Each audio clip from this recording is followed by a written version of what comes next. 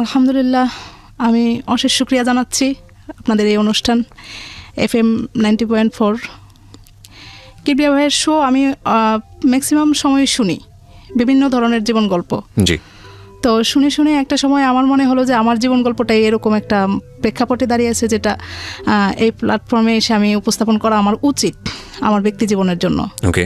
তো আমাকে সুযোগ দেওয়ার জন্য আমি অশেষ শুকরিয়া জানাচ্ছি এবং আপনাদেরকে আন্তরিকভাবে অভিবাদন জানাচ্ছি। Thank you.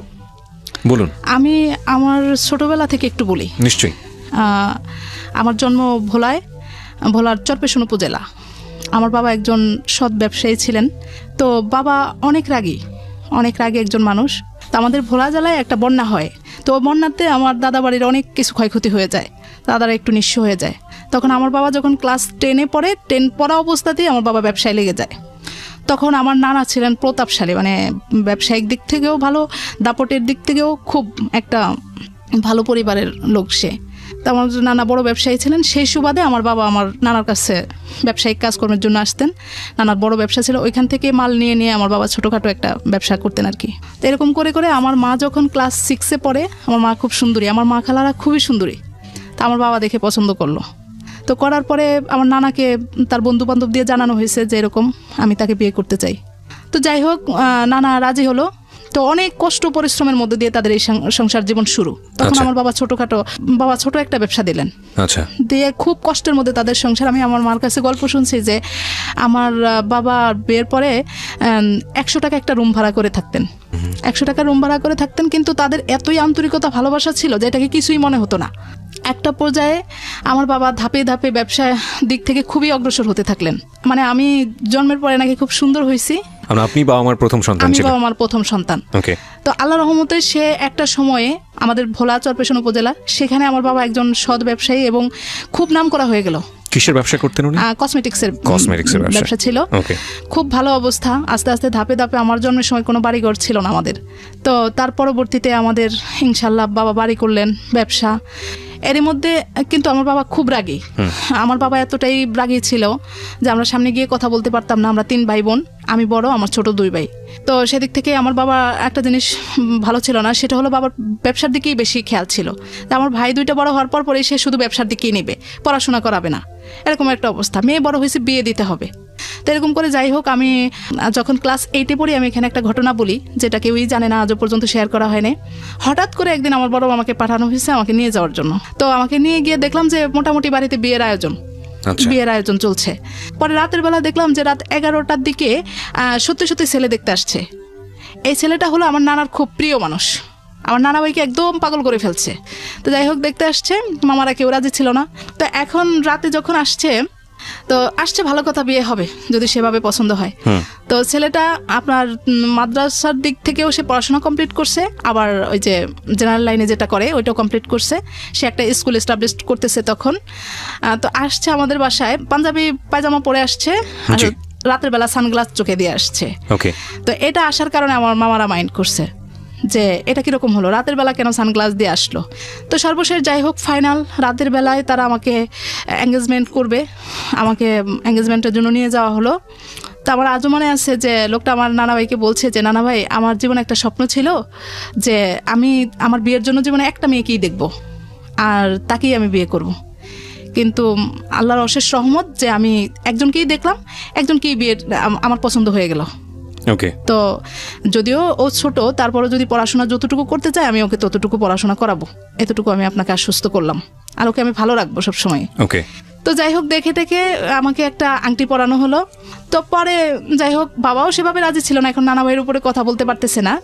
পরে মামারা দেখি যে একটু কিরকম বলতেছে, এই কি এরকম ছেলে এরকম সেই। পরে সকালে উঠে আমি রাজি না, আমি আমার বাবাকে একটা চিঠি লিখলাম, বললাম যে বাবা আমি পড়াশোনা করতে চাই। চিঠি লিখলেন মানেটা হচ্ছে বাবাকে সরাসরি বলতে পারবেন না? না পারবো না, বাবা খুব রাগী, আমি সামনে গিয়ে চোখের দিকে তাকিয়ে কথাই বলতে পারবো না। ওকে। তো লিখলাম যে বাবা আমি পড়াশোনা করতে চাই, আব্বু আমি খারাপ কিছু করব না বা এমন কিছু হবে না যেটাতে আপনার কোনো মান সম্মান নষ্ট হয়, কিন্তু আপনি আমাকে এই বিয়েটা দিবেন না।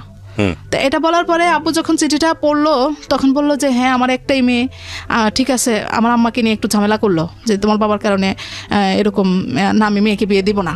তো যাই হোক, ওইখানে আব্বু স্টপ করে দিল, বললো যে আংটিটা ফেরানো হোক। এখানে আর দরকার নেই। পরে কিবরিয়া ভাই যেটা হলো, ছেলেটা এতটাই পাগল ছিল যে 2টা বছর সেই ঘুরতেই থাকলো। এরকমও দেখা গেছে যে বাড়ির দরজায় এসে দাঁড়িয়ে থাকতো, 2 দিন পর পরে নানা ভাইকে পাঠাতো আমাদের বাসায়, বলতো যে একটু গিয়ে দেখেন একটু ম্যানেজ হয়েছে কিনা। পরে আমি আর ইন্টারমিডিয়েট পরীক্ষার 7-8 দিন আগে আমার বিয়ের কথাবার্তা চলছে। পরে 7 দিনের মধ্যেই আমার বিয়ের অ্যারেঞ্জ হয়ে গেল। তা আব্বু এই বিয়েটাতে তত বেশি একটা রাজি ছিল না। ছেলেটা কি করতো বা কি অবস্থা কিছু জানতেন? ছেলেটা তখন ঢাকায়, আমার বাবা জানলো যে ঢাকায় বড় চাকরি করে সে তখনকার সময় 30,000 টাকা বেতন পায়, এরকম কথা শুনছে। এবং ছেলের ঢাকায় জায়গা আছে কিন্তু এখনো বাড়ি করতে পারেনি। তো শোনানোর পরে আব্বু বলছে যে আর আমাদের ওইখানে একটা আছে যে দৌলত খাঁর লোকজন আমাদের ভোলা জেলায় বেশি পছন্দ করে, তো সেদিক থেকে তারা ওইখানকারই লোকজন, সবকিছু মিলে আব্বু রাজি হয়ে গেল। তা আব্বু জানে আমি একটু ভীতু মানুষ, তখন বলছে যে না, অনেক জোরজার করেই আমার শ্বশুরবাড়ির পক্ষ থেকে অনেক জোরজার করেই আর কি আব্বুকে ম্যানেজ করা হয়েছে। আব্বু বলছে যে আমার মেয়ে তো এরকম গ্রামে থাকতে পারবে না, এরকম কারেন্ট নেই, বাড়ির দরজাটাও ভালো ছিল না।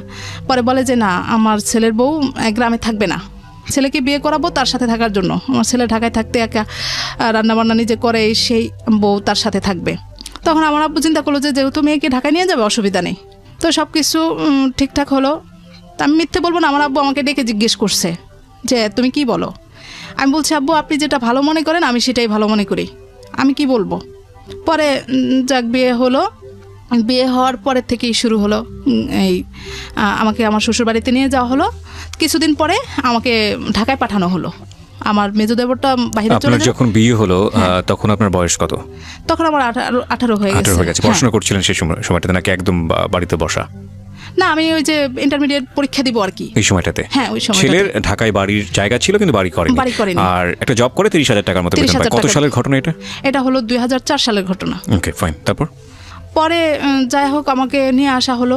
খুব আদর যত্ন আমার শ্বশুরবাড়িতে, খুবই ভালো, খুব ভালো। এখন কিছুদিন পরে দেখা গেল যে এতটাই আদর করতেছে আমার শাশুড়ি যে একেবারে খাবারটা সামনে নিয়ে দিতেছে, এবং ভালো লাগতো আমাদের বাড়ির থেকে এই বাড়িতে ভালো লাগতো, এরকম অবস্থা।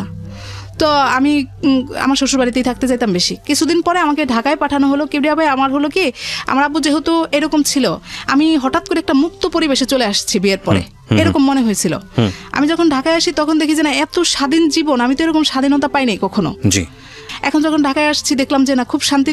তো এখানে একটু ঘোরাফেরা করতেছি, নিয়ে যাইতেছি এক এক জায়গায়, ভালো। এখন আর আমি ঢাকায় থাকার চিন্তা ভাবনা। ওকে। তো ছুটিতে গিয়ে আমি ইন্টারমিডিয়েট পরীক্ষা দিয়ে আবার ঢাকায় চলে আসলাম। নিয়ে আসতেছে আবার আমার শ্বশুরবাড়ি থেকেই আমাকে পাঠানো হচ্ছে যে যাও থাকো, এরকম। ওকে। তো এরকম করে করে আমি ইন্টারমিডিয়েট পাস করলাম। এসে আপনি শ্বশুরবাড়িতে আসার পরেও লেখাপড়া করার সুযোগ পেলেন? হ্যাঁ, পরীক্ষাটা সামনে ছিল বলে সুযোগটা দেওয়া হলো। ওকে। তো রেজাল্টের পরে আমি ঢাকায় চলে আসি। এখন আমার চিন্তা ভাবনা হলো যে আমি ঢাকায় পড়াশোনা করব। আমাদের এই বিয়েটা কি তাহলে আমরা অ্যারেঞ্জ ম্যারেজই বলতে পারি? জি জি জি। ওকে। আমি বিয়ের আগে আমার হাজবেন্ডকে দেখিনি, আর সেও আমাকে দেখেনি। আচ্ছা। একদম সম্পূর্ণ গার্ডিয়ানরা যেভাবে বলা হয়েছে, আমি না শুধু সেও ওইভাবেই আমাকে দেখেনি। ও তখন একটা ব্যাচেলর রুমে থাকতো। প্রথমবার এসে দেখলাম, 16-17 দিন ছিলাম। তারপরে আমি বাড়িতে গিয়ে বললাম যে এভাবে তো থাকা যায় না, তো একটা বাসা নেওয়ার জন্য। বাসা নিল। বাসাটা আপনার ওয়াশরুম বাহিরে ছিল, রান্নাঘরটা বাহিরে ছিল। তারপরও কেন জানি মনে হতো যে এটাই মনে হয় অনেক শান্তি, এরকম একটা অবস্থা। তো এখানে এসে ও খুব ইন্টারেস্ট ছিল তখন আমাকে পড়াশোনা করাবে, কলেজে ভর্তি করালো, সব কিছুই ঠিকঠাক চলছে। এরকম করতে করতে হঠাৎ করে 1 বছর শেষে আমি অসুস্থ হয়ে যাই। আমার পেটে টিউমার ধরা পড়লো। হ্যাঁ, পেটে টিউমার ধরা পড়লো। শেষ পর্যন্ত আমাকে অপারেশন করানো লাগলো। তো এই অপারেশনটাকে কেন্দ্র করে, আসলে আমার পেটে টিউমার ছিল কিন্তু আমার শ্বশুরবাড়িতে অন্যরকম একটা চিন্তা ভাবনা করছে যে অপারেশন হয়েছে আর বাচ্চা কাচ্চা হবে না, এরকম ঝামেলা হবে। তো তখন থেকেই তারা মূলত তাদের ছেলেকে কিভাবে কি করবে, আরেকটা বিয়ে দিতে হবে কিনা, বা আমাকে ঘটনার পর থেকেই অল্টারনেটিভ একটা চিন্তা ভাবনা শুরু হয়ে গেছে। আচ্ছা, এটা একদম প্রমাণিত কথা। আমার শ্বশুরবাড়িতে বেশ কিছু কথাবার্তা হচ্ছে। ননদরা এসে ঘরে কান্নাকাটি করতেছে, বলে যে অমুক বাড়িতে গেলাম, আলাপ আলোচনা করলো যে তোমাদের বোর তো আর বাচ্চা কাচ্চা হবে না, এরকম। তো শুনে শুনে খুবই মন খারাপ। কিন্তু আমার শারীরিক অবস্থা এত খারাপ হয়ে গেছে যে ডাক্তার বলছে যে আপনারা 1.5-2 বছরের মধ্যে কোনো বাচ্চা কাচ্চা নেওয়ার চিন্তাই করবেন না, এরকম অবস্থা। তো যাই হোক, শুনে শুনে মন এত খারাপ, আমার আব্বু আম্মু চিন্তায় পড়ে গেল যে সত্যিই তো না জানি কি, তাদেরকে বোঝাতেই পারলাম না যে না, আমার ওইরকম কোনো সমস্যা হয়নি। গ্রামে তো তারা আসলে তাদের দোষও দিচ্ছি না, ওইভাবে চিন্তা করে নিছে। আপনার হাজবেন্ড কি জানতো এই সময়টাতে? না, হাজবেন্ড জানতো, ও জানতো। আচ্ছা, উনি কি কথাগুলো কানে তুলতেছিল? ও বলতো যে শুনো, তারা বলবেই, আচ্ছা বলবেই থাক, অসুবিধা নেই, আমি তো জানি বিষয়টা। পরে আমি নিজের থেকেই মানে খুব বেশি আগ্রহী হয়ে গেলাম যে না, এখন আমার বাচ্চা দরকার। আমি এরই মধ্যে আবার একটা স্কুলে জব নিলাম। মানে আগ্রহী হয়ে গেলেন বেবি নেওয়ার জন্য। এটা কি ইনসিকিউরিটি থেকে এক ধরনের অনিশ্চয়তা, সংসারটা থাকবে কি থাকবে না, যারা এই ধরনের কথা বলতেছে? এটাও ছিল, ইনসিকিউরিটি ছিল। কারণ হলো যে আমার শ্বশুর বাড়িতে গেলে শাশুড়ি খুব কান্নাকাটি করতেন যে বাচ্চা হবে না, বাচ্চা হবে না, সে ননদরা মুখ কালো করে থাকতে। তো এরকম দেখে দেখে আমার খুব আগ্রহী। আর কিবরিয়া ভাই, আমি আপনাকে একটা কথা বলি, আমার না এই ঢাকায় আসার পরে যখন দেখতাম যে মেয়েদেরকে নিয়ে মায়েরা দৌড়াচ্ছে ভিগারণের জন্য, তখন লিখিত পরীক্ষা ছিল, তো দৌড়াইতেছে, কোচিং করাইতেছে, গাইড করতেছে খুব, মানে তখনই আমার স্বপ্ন দেখা শুরু হলো যে মায়েরা তো প্রথমে একটা ছেলে সন্তানই চায়, যে একটা ছেলে হোক। কেন জানি না, আমি মেয়ে সন্তান চাইতাম মনে মনে। আমার একটা মেয়ে সন্তান। সাধারণত মায়েরা এটা চায়, কিন্তু আমি অনেক মাকে দেখেছি মেয়ে সন্তানই চায়। আমার জানা মতে ছেলে সন্তান চায়, এটা বেশি আমাদের দেশের প্রেক্ষাপটে বেশি। তো এখন আমি মনে মনে শুধু, যদিও আমি জানি যে আমার শ্বশুর পরিবারে ছেলে সন্তানের গুরুত্বটা অত্যাধিক, তারপরেও আমি মেয়ে সন্তান চাইতাম। তো যাই হোক, আমি একদিকে পড়াশোনা করতেছি, একদিকে আমি জব করতেছি, মনে হইতেছে যে শান্তি কোনো শেষ নেই, এরকম অবস্থা। তো শেষ পর্যন্ত দুজনের চিন্তা ভাবনার মধ্য দিয়ে বাচ্চা নেওয়ার একটা চিন্তা করলাম। তারপরে আমি একদিকে জব করতেছি, তখন আমার টিউশনি করার চিন্তা। স্কুলে সবাই টিউশনি করে, এখন আমিও টিউশনি করবো। আমার সংসারটা শুরু, আমার বাবার বাড়ি থেকে আমাকে কিছুই দেওয়া হয়নি। এদিক থেকে আমার শ্বশুর বাড়িতে শুরু হলো ঝামেলা যে আমাকে কিছু দেওয়া হয় না। আর এখানে আমার আব্বুর একটা বড় গাফলতি আছে, যেটা হলো যে আমার বিয়ের সময় সবাই গেছে আমার বাবার বাড়িতে, আমাকে নিয়ে আসছে, কিন্তু আমার শ্বশুর যায় নাই। আমাদের ওইখানে একটা কালচার আছে যে শ্বশুরকে পরে, বিয়াইকে পরে খুব আপ্যায়ন করে নিতে হয়, কিন্তু আমার বাবা এটা করে নাই। এটা না করার কারণে পরবর্তীতে বাবা এটাকে কোনো গুরুত্বই দিল না। আমি ঢাকায় চলে আসলাম, আর এটা গুরুত্বই দিল না। এখন এটা নিয়ে খুব ঝামেলা শুরু হচ্ছে। আমি এবার বাড়িতে গিয়ে খুব কান্নাকাটি, বাবার সামনে তো কিছু বলার সাহসই নেই, আম্মার সাথে কান্নাকাটি করতেছি যে এটা নিয়ে কথা হচ্ছে। ঠিকই তো, আমার শ্বশুরকে তো ডাকা উচিত, এ করা উচিত, আপ্যায়ন করা উচিত। তখন বাবা পরবর্তীতে 2-3 বার আমার শ্বশুরকে দাওয়াত করলো, কিন্তু আমার শ্বশুর সেটা গ্রহণ করে নাই। কিন্তু এটা তারা মানে কোনোদিনও স্বীকার করে না যে আমার বাবা এটা করছে। দেখে দেখে বাবা বললো যে আমার মেয়ে থাকে ঢাকায়, আমি আমার বিয়াই আমার সাথে, আমার বাবা একটু এক ঘরে মানুষ, যাই হোক ওইভাবে চিন্তা করে নিচ্ছে। কিন্তু এই জিনিসটাই পরবর্তীতে অনেক পরে আমি টিউশনি করতে লাগলাম, তারপরে স্কুলে চাকরি করতে লাগলাম, নিজের পড়াশোনা সবকিছু একই সাথে, এত ভালো লাগতো। তো আমার মেয়েটা হওয়ার 7-8 দিন আগে আমি স্কুল থেকে ছুটি নিলাম। নেওয়ার পরে ওকে ডেট দিল, হলো ডেটের 18 দিন আগে আমার বাচ্চাটা হবে। আমি তো তা জানতাম না, আমি এতটাই অজ্ঞ ছিলাম। আমি ভাবতাম যে মানে ডাক্তার যেদিন বলছে সেদিনই বাচ্চা জন্মগ্রহণ করবে, এরকম জানতাম। তো যেদিন জন্ম হবে সেদিন আমি সকালবেলা, আমার খারাপ লাগতেছিল, আমি বললাম যে তুমি অফিসে যাওয়ার সময় আমাকে একটু নিয়ে যাও, আমি স্কুলে যাব। বলে যে না, যাওয়ার দরকার নেই। এরই মধ্যে আমি একদিনও মানে এই যে আমার অসুস্থ অবস্থায় আমার বাবার বাড়ির লোকজনও বলতে পারবে না আমি কিরকম অবস্থায় আছি, বা শ্বশুর বাড়ির লোকজনও বলতে পারবে না, আমাকে দেখে নেই, কিন্তু এমনি খোঁজ খবর হচ্ছে, জানানো হচ্ছে প্রতিনিয়ত। পরে গেলাম, স্কুলে গেলাম, দুপুর পর্যন্ত কাজ করলাম, করে বাসায় গেলাম। এখন দেখি যে না, আমার শরীরটা খুব খারাপ হচ্ছে। পাশের বাসার ভাবিকে গিয়ে বললাম, ভাবি আমার তো এরকম সিমটম দেখা দিচ্ছে, কি করবো? বলে যে হাসপাতাল চলে যান। বললাম, বলার পরে বলে যে তুমি না 3-4 দিন আগে ডাক্তার দেখে আসছো? বলে যে না, ওই বাসার ভাবি বলছে আমাকে ডাক্তারের কাছে যেতে হবে। পরে বললো যে তাহলে আমি একটা সিএনজি ডাকি। আমি বলি যে না, সিএনজি না, রিক্সায় যাবো। রিক্সায় যাব, মানে কথা বলতে বলতে যাব, এরকম একটা অবস্থা। তো রিক্সা নিয়ে যাচ্ছি, এই পেইন হচ্ছে, আবার কিছুটা কমতেছে, যখন কমতেছে তখন দুজন গল্প করতেছি, আবার যাচ্ছি এরকম। পরে আমাকে মগবাজার আদ্দিন হসপিটাল ভর্তি করানো হলো। ওইখানে করানোর পরে আমার এই বড় মেয়েটা সারা রাত থাকার পরে পরের দিন জন্মগ্রহণ করলো। তো তারপরে আমি যখন স্কুলে খবর দিলাম, ওরা ভাবতেই পারে না যে কি বলে, কালকেও স্কুল করে গেল, ডিউটি করে গেল, এই মানুষটা আজকে বলে যে এরকম অবস্থা। পরে জন্মগ্রহণ হলো, ঠিক আছে, সব কিছুই ওকে হলো, নর্মালি বাচ্চা জন্ম নিল, কিন্তু বাচ্চাটা খুব অসুস্থ ছিল, ওয়েট কম ছিল, দেখতে ভালো ছিল না, একদম কুচড়ে ছিল, কিরকম একটা বাচ্চা। তখন মন খারাপ হয়েছে যে আসলে যে আমি এতটা পরিশ্রম করছি, যার কারণেই হয়তো যে আমার কলিগরা বলতো, হ্যাঁ এখন মনে হয় যে এতটা কলিগরা বলতেন যে এত কষ্ট করতে হয় না এই সময়। তো আমি দেখলাম যে আমার শরীরে তো ভালোই সামর্থ্য আছে, আমি করবো না কেন, ঘরে বসে থাকবো কেন? তো কিবরিয়া ভাই, আমার একে নিয়ে খুব ঝামেলা পোহাইতে হলো। নাম কি হলো মেয়েটার? যেটা একটু হাবিবা রহমান ওহি। হ্যাঁ। তো ওকে নিয়ে আমার খুব ঝামেলা, সুস্থ ছিল না, খুব খারাপ অবস্থা। পরে হওয়ার পরে আমাদের বাড়ি থেকে আম্মা আসলো, মামিরা সবাই আসলো, আমার শ্বশুর আসছেন। এসে খুব প্রথম রাতনি বেশ সবাই খুব খুশি। পরে আমাকে 18 দিন পরে, ওর 18 দিন বয়সে আমি আমার বাবার বাড়িতে যাই। প্রথমে শ্বশুর বাড়িতে যাই, সেখান থেকে কিছুদিন থেকে আমার বাবার বাড়িতে যাই। তো এখন বাচ্চাটা অসুস্থ জন্য আমাকে আমার আম্মা ঢাকায় আসতে দিল না।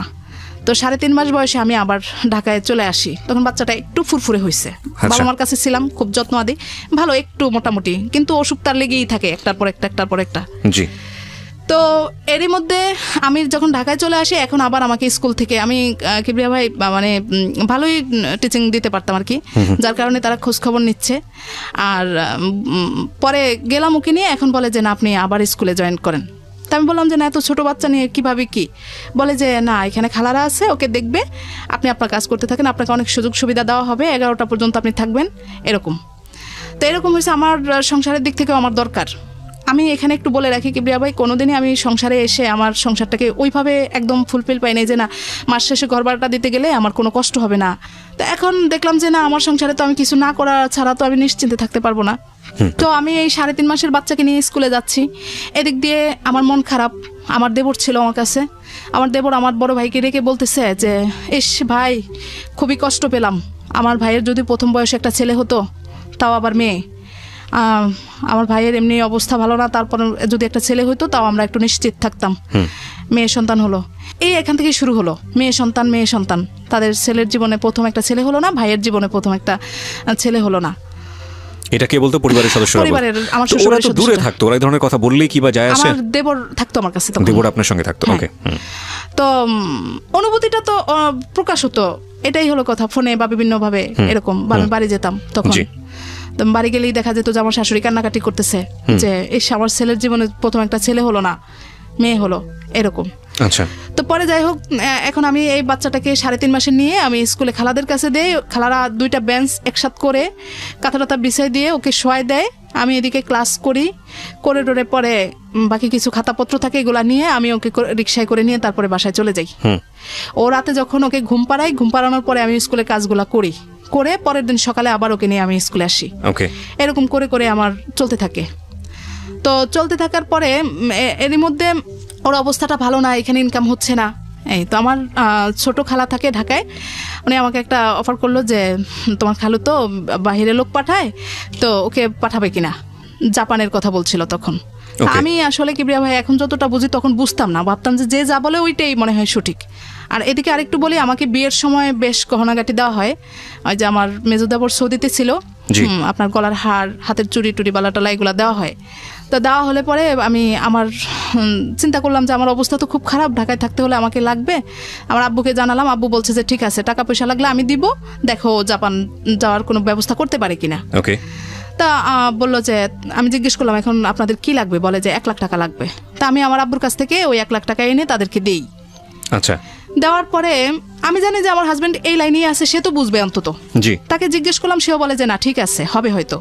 দিয়ে রাখলাম। কিবরিয়া ভাই এখানে আমি প্রথম যে আমার ঢাকার শহরের যে কিছু জিনিস বুঝ, আমি এখান থেকে শুরু করি।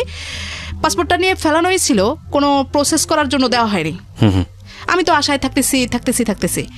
এখন আমার হাজবেন্ড বলতেছে যে আমি তো বাহিরে গেলে দেখা গেছে যে 5-6 বছর একটা না থাকা লাগবে, আমাদের আরেকটা সন্তান নেওয়া উচিত, পরপর হয়ে গেলে আমাদের পরবর্তীতে আর ঝামেলা হবে না। এটা কে বলছে? আমার হাজবেন্ড বলতেছে। ওকে। তা আমিও চিন্তা করে দেখলাম যে না ঠিকই তো, ও যখন থাকবে না তখন আমি কি করব। আমার এই ফাঁকে আমি বাচ্চা যদি আরেকটা সন্তান আল্লাহ পাক দেয়, তাহলে আমি দুজনকে একসাথে বড় করে ফেলি। তো দুজনের চিন্তাধারার মধ্য দিয়ে আমি আবার বাচ্চা নেওয়ার চিন্তা করলাম। আমার বড় মেয়ের যখন 1 বছর বয়স, তখন আমি আবার কনসেপ্ট করি। তো ভালো কাটতেছে। আমি তো জানি যে ওদিক থেকে খোঁজখবর নিচ্ছি প্রতিনিয়ত, বলে যে হ্যাঁ অমুক প্রসেস হচ্ছে, তোমরা টাকা পয়সা গুছাও, এই করো সেই করো। তো আমাকে যে জিনিস গহনাগুলো দেওয়া হলো, এখানে বড় 2টা গহনা ছিল, একটা গলার হার আর হাতের 2টা বালা। আচ্ছা। কোনো না কোনোভাবে প্রসেস করে আমার ননদরা ওই চুড়ি 2টা নিয়ে গেল। আমার কাছে বালাটা থাকলো, টুকটাক জিনিসপত্রগুলো থাকলো। তো এখন আমার মূল টাকা নাই, কোনো গচ্ছিত টাকা পয়সা নাই, আমি আমার আব্বুর থেকে নিয়ে আসবো, আর আমার এই গহনাটুকুই আছে। এই গহনাটুকু আমি আমার ছোট খালার কাছে রাখলাম, বললাম যে যখন প্রসেস হয় তখন আপনারা এইভাবে আপনারা এটা বিক্রি টিক্রি করে দিয়ে তারপরে যতটুকু দেখেন কতটুকু হয়। আচ্ছা। এই করে, কিন্তু আমি তো জানতামই না যে আমার পাসপোর্ট ড্রয়ারেই পড়ে আছে, তারা কোনো প্রসেস করছে না। হ্যাঁ, তো বলতেছে যে টাকা পয়সা অ্যারেঞ্জ করো, এই করো, কিছুদিনের মধ্যেই হয়ে যাবে। আমি খুব উৎসাহী, এদিক দিয়ে আমি তো অসুস্থ, আমার বাচ্চাটা বড় হচ্ছে আস্তে আস্তে। এখন এই বাচ্চাটা ও ছোট, খুব ঝামেলা হচ্ছে। তখন আমি আমার হাজবেন্ডকে বললাম যে তুমি যে এখানে যে কাজগুলো করতেছো এগুলো ক্লোজ করো, কারণ তুমি যখন চলে যাবে তোমার এই পেশাটা তো ভালো না। দেখা গেল যে তুমি চলে যাবে, লোকজন এসে আমাকে একটা পাকড়াও করবে, বলবে যে আপনার হাজবেন্ডের কাছে এত টাকা পয়সা পেতাম, এটা সেটা। আচ্ছা, একটা পর্যায়ে আমার কথা শুনে শুনে আমার হাজবেন্ড একদম মানে বেকার হয়ে যায়। আচ্ছা, বিদেশ চলে যাবে। তখনও যাওয়া হয়নি বা এরকম কোনো না, না, না। ওকে, শেষ পর্যন্ত আমার গহনাগুলা তারা বিক্রি করলো, করার পরে টাকা পয়সা এদিকে শেষ পর্যন্ত 4-5 মাস কি প্রায় বছর খানেক আমার ছোট বাচ্চাটার জন্ম হয়ে গেল। জন্মগ্রহণেরও কয়েকদিন পরে আমি শুনলাম যে না, আর হবে না। হবে না বলতে? হবে না, বিদেশ যাওয়া হবে না, এটা প্রসেসিং হয় নাই। আচ্ছা।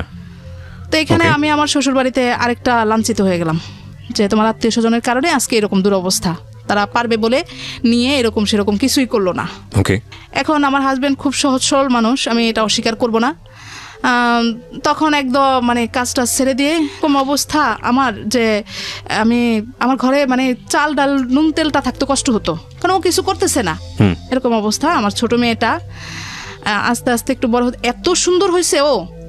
এখন এখানে আরেকটু বলে, আমার হাজবেন্ড প্রথম মেয়েটা মেনে নিল, কিন্তু দ্বিতীয়বার সে কি স্বপ্ন দেখছে, তখন আমিও স্বপ্ন দেখছিলাম যে একটা ছেলে হোক। পরবর্তীতে হয় নাই, হাসপাতাল এরকম কিছু অবস্থা করছে সে, মানে নারাজ অবস্থা। হাসপাতালে কি করেছে? হাসপাতালে সে মানে উগ্র হয়ে গেছে, বলতেছে যে কেন হলো না, ছেলে হলো না। হ্যাঁ, আমি তো জানতাম ছেলেই হবে, কখনো তো আমাকে বলে নাই, কয়েকবার আল্ট্রাসাউন্ড করানো হয়েছে, সে তো আমাকে কখনোই বলে নাই। কে বলে নাই? আপনি বলেন নাই? আমি বলিনি। আসলে কি বলেন নাই? আসলে আমাকে জানানোই হয় নাই। আমি কখনো ডাক্তারের কাছে জানতেই চাইতাম না, ভয়ে জানতেই চাইতাম না যে আমার কি ছেলে হবে না মেয়ে হবে। ওকে, ভয় কেন করতেন? যদি মেয়ে হয় কেন করতাম যে আবার যদি মেয়ে হয়, এটা শুনলে যদি আমার শারীরিক অবস্থাটা খারাপ হয়ে যায়, এজন্য। পরে আমার আম্মা ছিল, আমার ছোট খালা ছিল, তারা দেখছে যে এরকম অবস্থা। পরের দিন আমার ছোট খালা হাসপাতালে এসে বলতেছে যে তুমি বাচ্চাটাকে বিক্রি করো, আচ্ছা, আমি তোমার বাচ্চাটাকে নিয়ে নিব। কি বলতেছে এটা? আমার ছোট খালা বলতেছে আপনাকে? হ্যাঁ, আমাকে বলতেছে। আমি তখন বেডে শোয়া। পরের দিন এত সুন্দর হয়েছে ও, তো মানে আপনাদের পারিবারিক আচরণ দেখে সেই প্রস্তাবটা দিয়েছে? এই প্রস্তাবটা দিয়েছে। আমি বললাম যে কেন?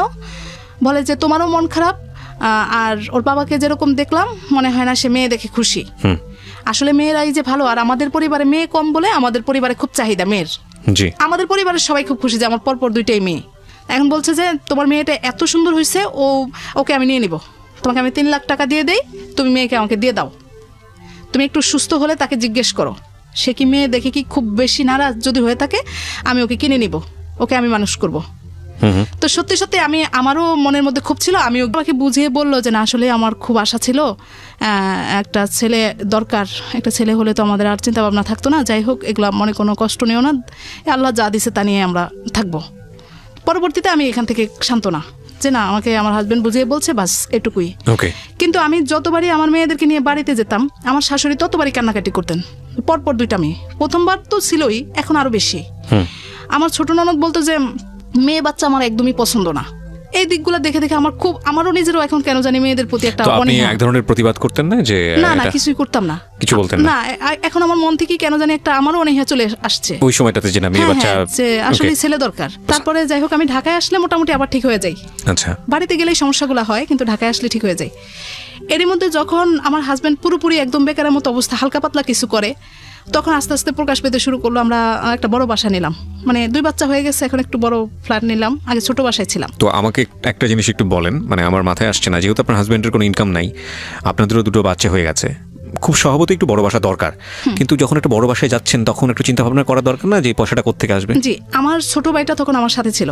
তখন ভাইকে বলছি, ভাই তুই আমার সাথে ছিল বলতে অন্য জায়গায় থাকতো, ভাইকে বলছি ভাই তুই আমার সাথে থাক, আমার সাথে থেকে আমাকে কিছু দে, এখানে থাকলে হয় কি বাসাটা একটু বড় হলো, ভাই তো আর সবসময় থাকবে না সারাদিন, এরকম একটা চিন্তা ভাবনা।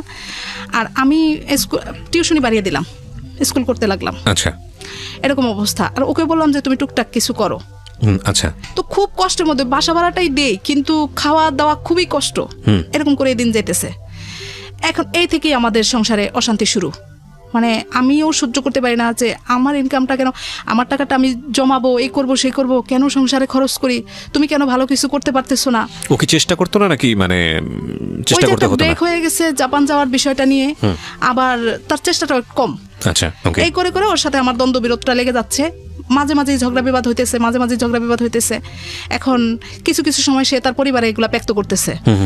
ব্যক্ত করার কারণে এই আমার শ্বশুর শাশুড়ি এখান থেকেই শুরু করে, তোমার পরিবার বাড়িতে পাঠিয়ে দাও। মানে বিষয়টা হচ্ছে ঢাকা থেকে থাকার, যেহেতু তুমি এফোর্ড করতে পারছো না, সুতরাং ঢাকা থেকে তুমি ওকে গ্রামের বাড়িতে পাঠিয়ে দাও। এখন আমার কথা হলো যে আমি যাব না, আমি আমার মেয়েদেরকে আমি ঢাকায় পড়াবো, যত কষ্টই হোক না কেন আমি আরো বেশি কষ্ট করবো। তখন আপনার মেয়েরা কোথাও পড়াশোনা করে না? না, ছোট। আচ্ছা। তো দেখতে দেখতে আমার বড় মেয়েটা যখন 5 বছর বয়স, তো ওকে আমি অন্য কোনো স্কুলে দিই না, আমি যে স্কুলে ছিলাম আসা যাওয়া করতো আর কি। খুব ইন্টারেস্ট, আমি তো আগের থেকেই আমার ফিগারনেসে কবে মেয়ে বড় হবে আমি পারি না যে টেনে হিস্ট্রি বড় করি। আচ্ছা। 5 বছর বয়স যখন হলো, নার্সারিটা কোনো রকম পড়ছে, তখন আমি ওকে ট্রায়াল দেওয়াইলাম ফিগারনেসের জন্য। হ্যাঁ। ফিগারনেসের প্রতি আপনার এতটা শখ কেন? মানে ওই যে মেয়েরা, ফিগারনেসটা গার্লস স্কুল, অনেক স্টুডেন্ট, তারপরে ভালো লাগতো পড়াশোনাটা। আমি বিগত বছরগুলোতে আমি প্রশ্নপত্রগুলো একটু গাইডের পিছনে দেখে দেখে আমার কেন জানি না এটা একটা ফিগারনেসের প্রতি একটা মায়া, আলাদা যোগ ছিল। তো এখন আমি মেয়েকে পরীক্ষা দেওয়ালাম, তখন পরীক্ষাও ছিল, লটারিও ছিল। আচ্ছা। এখন পরীক্ষা দেওয়ায় দেখলাম যে না, সে পরীক্ষায় আসছে, রেজাল্ট আসছে। তা আসছে, এরই মধ্যে আমার কথা হলো এবছর আমার ফিগারনেসে না হলে আমি ভালো একটা স্কুলে দিবই আমার মেয়েকে। আচ্ছা। তা আমি করলাম কি, ওকে ন্যাশনাল আইডিয়াল স্কুলটাতেও পরীক্ষা দেওয়ালাম। এখানে বাসাইতে আসলো, কিন্তু লটারির ডেট দিল পরে। এরই মধ্যে আমি ন্যাশনাল আইডিয়ালে পরীক্ষা দেওয়ালাম, দেওয়ার পরে মেয়ে এখানেও টিকে গেছে।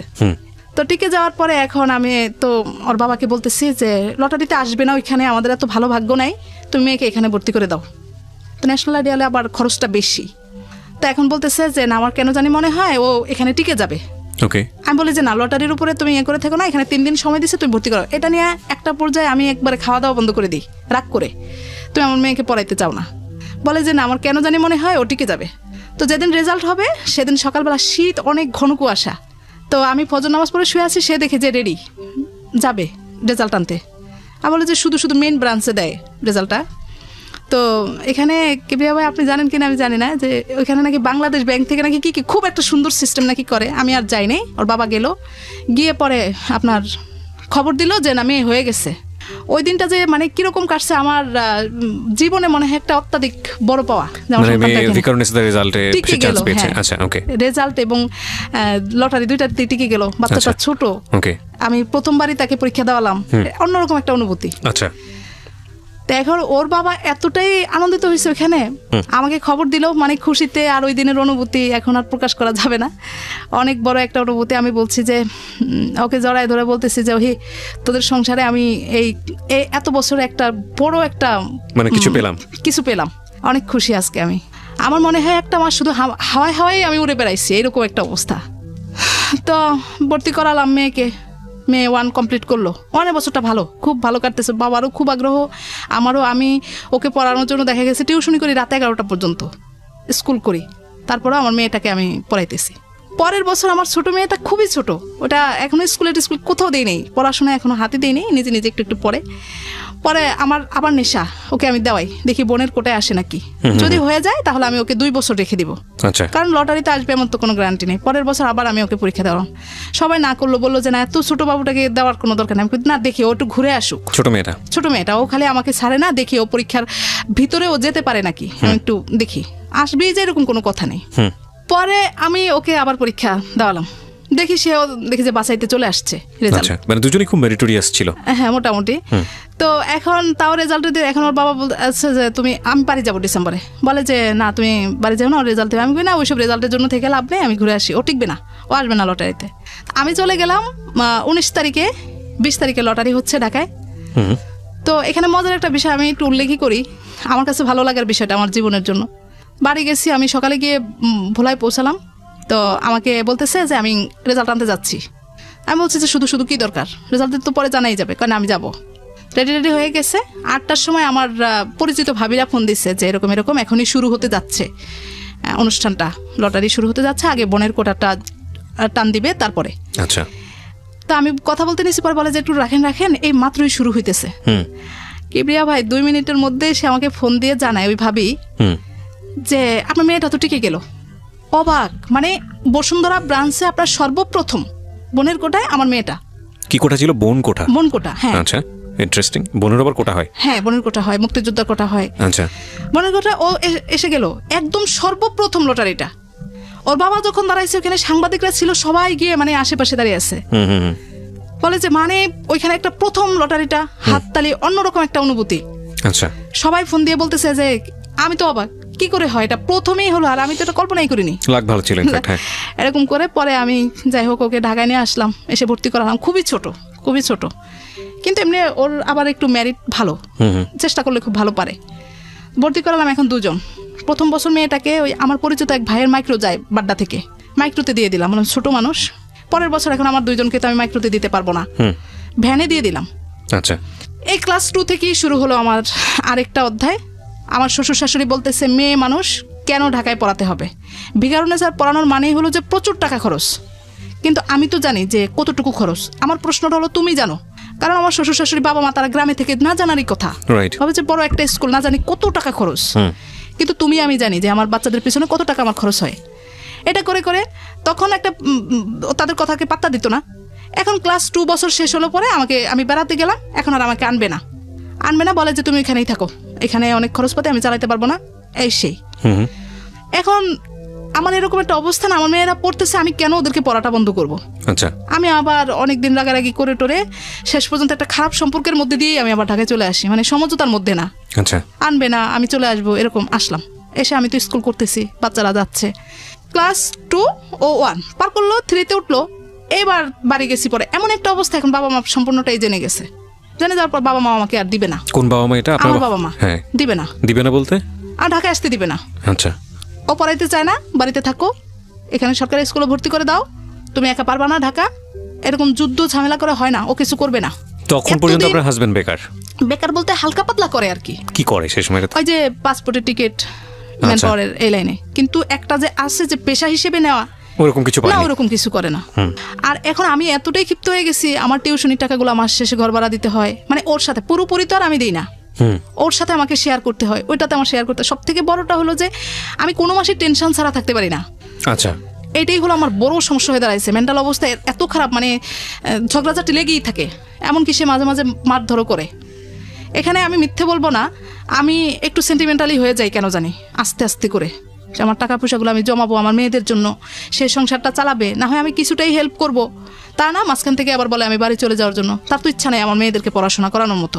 আমি বুঝতে পেরে যাই। মেয়েটা 3 থেকে 2 কমপ্লিট করার পর থেকেই প্রতিটা বছর আমার ঝামেলা হচ্ছে। ডিসেম্বরে বাড়ি পাঠায়, আর আনবে না। এরই মধ্যে সে একদম বেকার হয়ে যায়। আপনার কেউ কেউ এসে বলে যে ওর বাবা তো দেখছি যে অফিসে গিয়ে পেপার পড়তে পড়তে ঘুমায় যায়, কোনো কিছু তো করতে চায় না। বাসায় আসলে জিজ্ঞেস করি, বলে যে আমি কার করা উচিত আপনার বাবা মায়ের? না, সাপোর্ট বলতে তুমি চলে আসো বলতে, মানে ওকে ডিভোর্স দিতে? হ্যাঁ, তুমি আমাদের কাছে থাকো, এই সাপোর্টটা ছিল। মানে ঠিক আছে, তাহলে ওকে ছেড়ে দিয়ে তুমি চলে আসো। কিন্তু আপনি তো সেটা করবেন না। না, আমি সেটা করবো না। কেন করবেন না? এখানে করবো না, আমি আমার সন্তানদেরকে ঢাকায় রেখে পড়াবো, আমার মতো যেন তারা না হয়, তারা ভালোভাবে পড়াশোনা করবে। মানে আপনাকে যে কনজারভেটিভ এনভায়রনমেন্টের মধ্যে বড় করেছে সেরকম যেন তাদের জীবনটা না হয়। ওকে, ফাইন। আপনার হাজবেন্ড সম্পর্কে যে ইনফরমেশনটা পেলেন, দুপুরবেলা অন্য কারোর সঙ্গে সে আড্ডা দেয়? অন্য ছেলে মানুষের সঙ্গে, কোনো মেয়ে মানুষের সঙ্গে না, বন্ধু বান্ধবদের সঙ্গে। তা এখন আমি দেখে শুনে এবার আমার বাবার সাথে তো এগুলো শেয়ার করতে পারবো না, আম্মার সাথে শেয়ার করলাম। বললাম আম্মা, তাকে এভাবে রাখা যাবে না, বাহিরে পাঠাবো।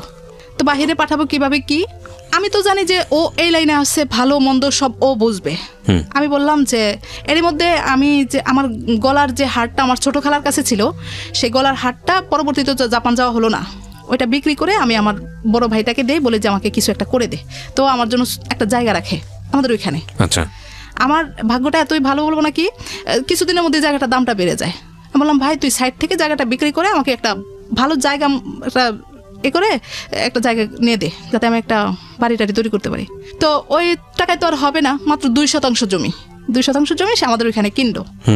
তো কেনার পরে রইল এটুকুই আমার সংসার জীবনের সঞ্চিত টাকা বা যাই বলি সম্পদ। এই তো এর মধ্যে যখন এটা বললো, আমি আম্মাকে বললাম, আম্মা ওকে আমি আর টাকা রাখবো না, আমার মান সম্মান কিছুই থাকবে না।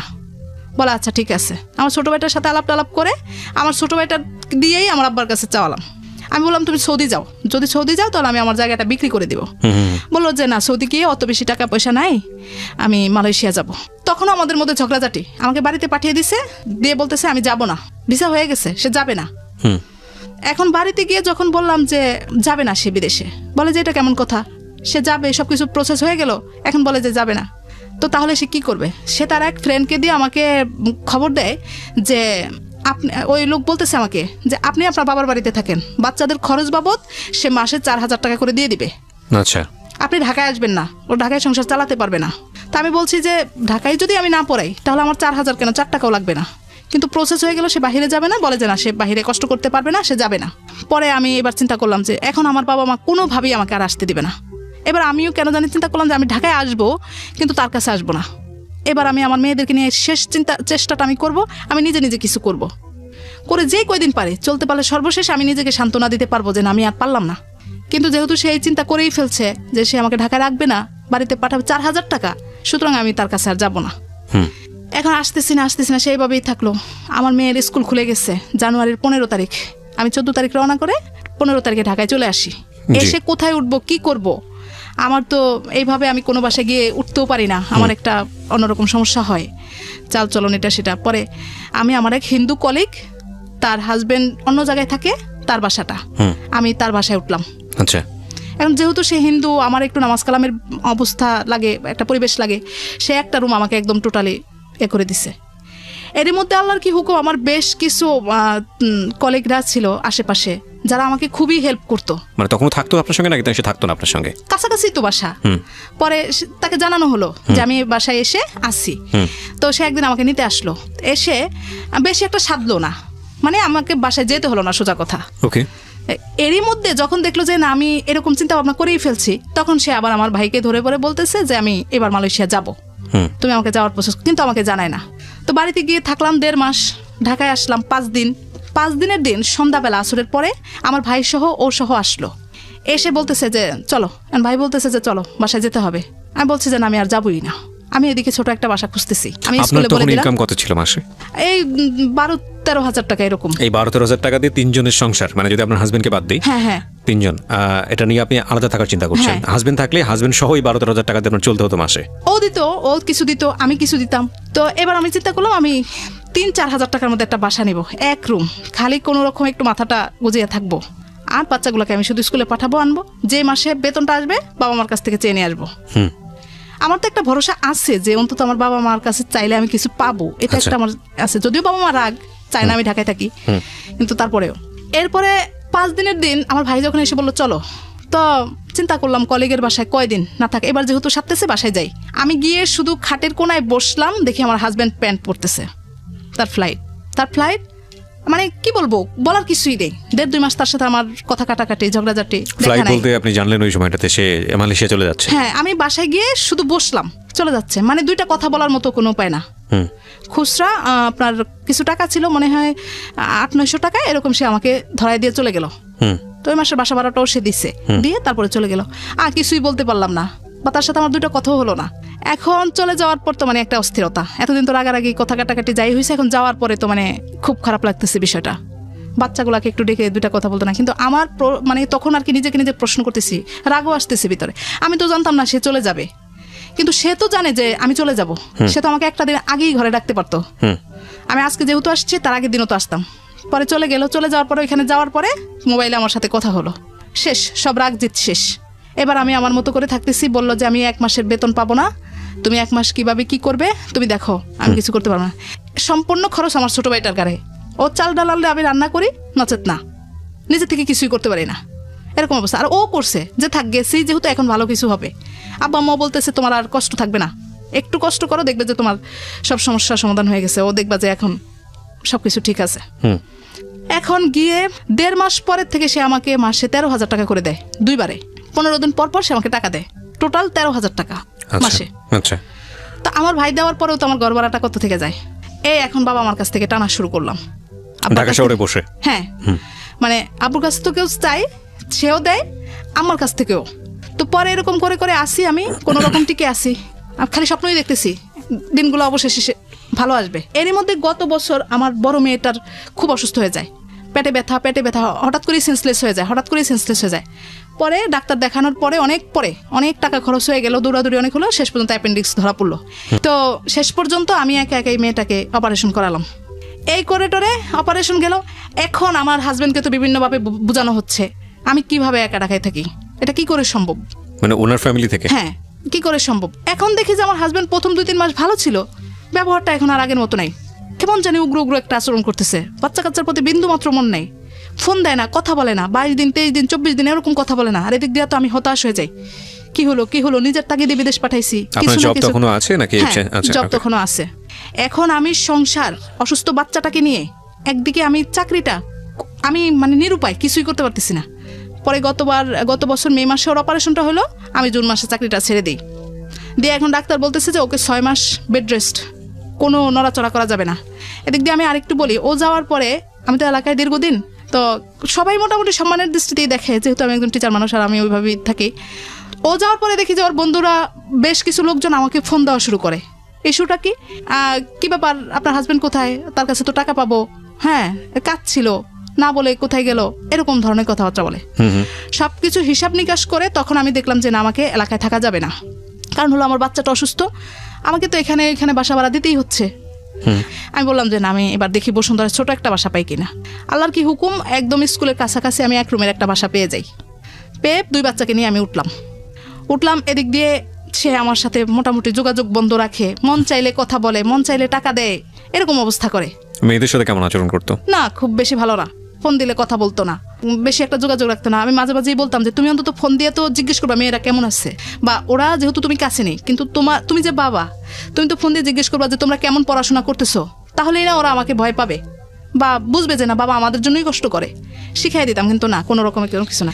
একটা পর্যায়ে সে বললো কি আমি আর এখানে থাকতে পারতেছি না, বৈধ অবৈধ সব ধরনের লোককে পুলিশ খোঁজাখুঁজি শুরু করে দেয় মালয়েশিয়াতে। হ্যাঁ, খুব খারাপ অবস্থা।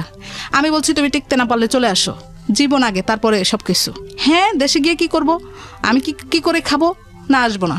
যখন আমি বলি যে ঠিক আছে তুমি দেখো আর একটু কষ্ট করো, দেখো পরিস্থিতিটা সামাল হবেই, তখন সে বলে কেন থাকতে বলো, কেন তুমি থাকতে বলো, মানে দুই দিকেই আমার সমস্যা। বুঝতে পেরেছি। হ্যাঁ, এদিক দিয়ে পুরা তোলপাড়, আমি কেন ঢাকায় একা থাকি, কি কারণ, কি কাজ, মেয়েদেরকে বিজ্ঞানসায় পড়াইতে হবে, মেয়েদেরকে ঢাকায় রেখে পড়াইতে হবে, এইরকমই কি একটা, এটা হলো আমার জন্য একটা উসিলা, এরকম তাকে বোঝানো হচ্ছে যে আমি উসিলা করে ঢাকায় থাকতেছি। তো যাই হোক, আমি বসুন্ধরা বাসা নিলাম, 13,000 টাকা পরে আমার বাসা। আমি হিসাব করে দেখলাম আমার 1 টাকা রিক্সা ভাড়া, কোনো খাতে আমার কোনো খরচ হয় না, শুধু বাজারটা করা আর এই বাসা ভাড়াটা দেওয়া। যখন সে আমার সাথে বিক্রয়টা করা শুরু করলো, এখন আমি দেখি চোখে মুখে অন্ধকার। বিক্রয় বলতে টাকা পয়সাটা দেওয়া বন্ধ করে দিছে। এখন সে চলে আসবে, আমি বাসাটাও নিলাম ওইখানে, আব্বা মা আবার হয়তো চলে গেল। এখন দেখি পৃথিবীটা আমার কাছে আর কিছুই নেই, বাবা মা নাই, মানে কিছুই নেই, আমি বলতেও পারতেছি না কাউকে, এরকম একটা দুঃসহ অবস্থা। শেষ পর্যন্ত আমি ওকে জানালাম যে আমি বাসা ছেড়ে দিচ্ছি, আর আমি চলতে পারি না, কিন্তু বাসাটা আমি ছাড়ি নেই, শুধু ওর মতামত জানার জন্য আমি এটা করছি। যখন আমার শাশুড়িকে জানানো হলো, বলে যে তুমি এবার বাড়িতে চলে আসো। আমি জানি যে আমার বাসাটা ছাড়লেই আমি একদম আমার ছন্নছাড়া হয়ে গেলাম। বাসাটা থাকলে বাবা হোক, মা হোক, ভাই হোক, কেউ না কেউ অন্তত ক্যারি করবেই, আমার এরকম একটা চিন্তাধারা। সে 11 মাস থেকে চলে আসলো গত ডিসেম্বরে। তা আমি মেয়ের পরীক্ষা শেষ করে বাড়িতে গেলাম। আব্বা আম্মা বলছে যদি ও চলেই আসে, ওর সাথে তুমি আর কোনো সম্পর্ক রেখো না, বারবার ওকে সুযোগ দিও না, বারবার তুমি জীবনটা নষ্ট করে দিও না। আর ওর পোলাপান তুমি এত কষ্ট করে পড়ায়ও না, ওদের পরিবার থেকে তুমি কিছু পাও নাই, মেয়েদের থেকেও তুমি কিছু পাবা না। এরকম আমার জায়গা থেকে আমার বাবা মা বলে যে তোমার এত কষ্ট আর সহ্য করতে পারি না, তুমি ঢাকায় থেকে অনেক কষ্ট করো। তো বিদেশ থাকা অবস্থায় আমার এত কষ্ট হয়েছে যে আমি 3-4 বেলায়, এখন আমার মেয়েদেরকে প্রশ্ন করলে ওরা বলতে পারবে যে 2-3 বেলা আমি ভাতই রান্না করতে পারতাম না, ঘরে চাল থাকতো না। তারপরে কোনো সময় দেখা যেত যে শুকনা কোনো খাবার খেয়ে মেয়েদের নিয়ে শুয়ে থাকতাম।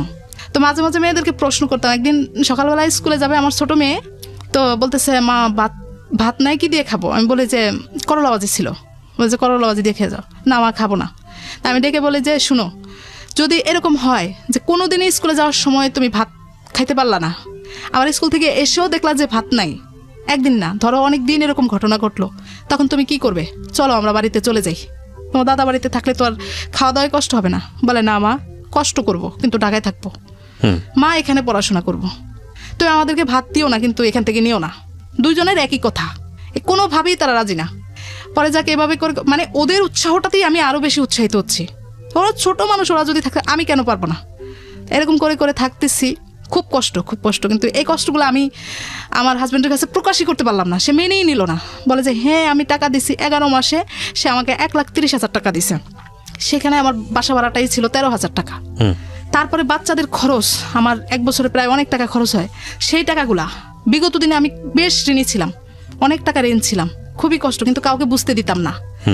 তো এখানে বেশ কিছু মানুষের অবদান আছে। আমার একজন কলিগ আছে বসুন্ধরায়, তার হাজবেন্ড ওসি এখন বর্তমানে, এতটাই হেল্প করতো, দেখা যেত যে দিনের প্রতিদিনই আমার বাসায় তরকারি পাঠিয়ে দিত মেয়েদেরকে, যে সময় যেটা সুযোগ সুবিধা এটা সেটা।